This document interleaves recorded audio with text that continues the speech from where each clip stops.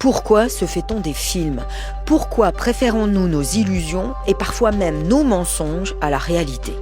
La vérité est-elle si difficile à accepter ? Je vais vous livrer la réponse définitive de Platon.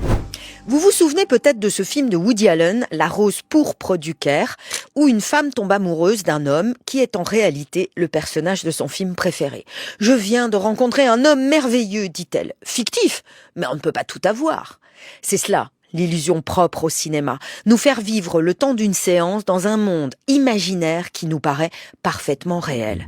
Cette salle obscure, avec son écran où sont projetés vos désirs et vos rêves, c'est la caverne de Platon. Le philosophe imagine en effet un dispositif où des prisonniers d'une caverne ne verraient sur les murs que l'ombre portée d'hommes et de femmes du monde réel qu'ils ne verraient jamais en vrai.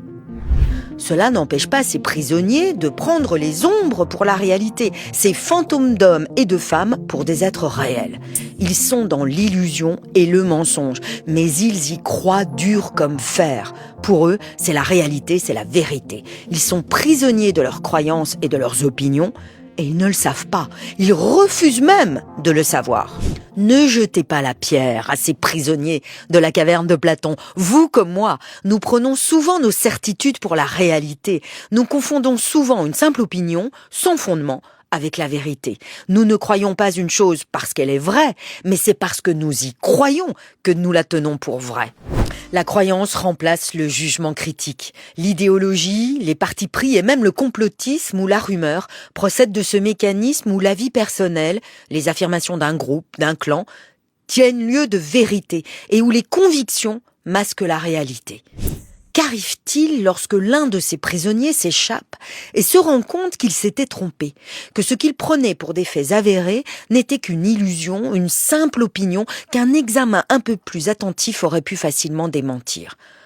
Pensez-vous qu'une fois revenu parmi ses anciens compagnons de caverne, il serait acclamé comme un libérateur, qu'on le remercierait pour avoir enfin ouvert les yeux de tous et révélé la vérité ? Pas du tout, vous répond Platon. Personne ne l'écoutera, personne ne voudra de la vérité. On lui tournera le dos et chacun retournera à ses croyances, à ses illusions mensongères.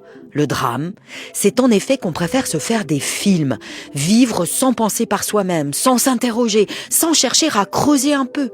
Car la vérité, et c'est cela qui fait toute la difficulté, n'est pas toujours spectaculaire, n'est pas toujours faite pour nous plaire. C'est pour cela qu'est née la philosophie, pour y voir clair, pour nous aider à quitter la caverne de nos préjugés et de nos opinions toutes faites, pour regarder la réalité en face, les yeux dans les yeux. Alors, que préférez-vous ? Vivre parmi les ombres, prisonnier de ce qu'on vous dit de penser, ou apprendre à savourer le goût particulier qu'a une pensée bien à soi ? Que préférez-vous ? Le mensonge ou la vérité ? L'illusion ou la liberté? Le fil Culture G. Chaque jour, un coup de projecteur éclaire notre actualité.